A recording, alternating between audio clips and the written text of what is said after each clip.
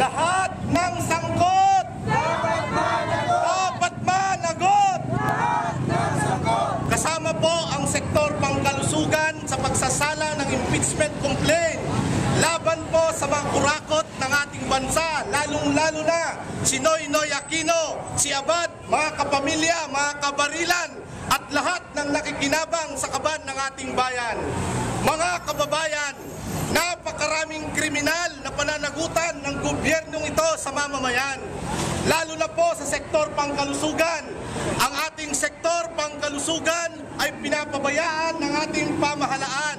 Ang serbisyong pangkalusugan ay tuluyan ng tinatalikuran ng ating pamahalaan dahil sa kanyang programang public-private partnership o kaya'y privatisasyon sa ating mga pampublikong ospital.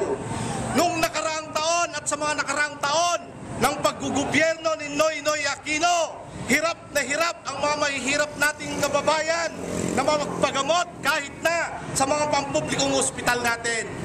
Napakaliit po ng budget na inilalaan ng pamahalang ito sa usapin ng kalusugan ng mamamayan na napaka-importante para po makapag-ambag ng pag-unlad ng ating ekonomiya. Hirap na hirap pumila ang mga mahihirap, lalong-lalo na ang mga maralitang lungsod, mga magsasaka, mga simpleng manggagawa sa pagamutan ng Pilipinas.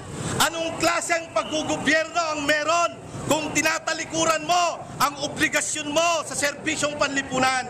Ang kakarampot na inilaan ng gobyernong ito ay kinuhaan pa at inilagay sa Disbursement Acceleration Program.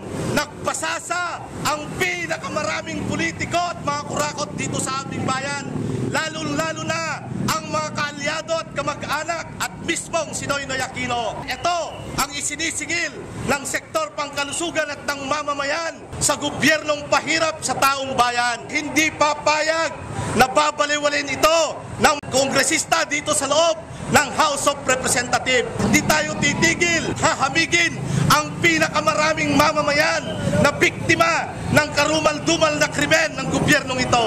Mabuhay ang sambayanang lumalaban! Noy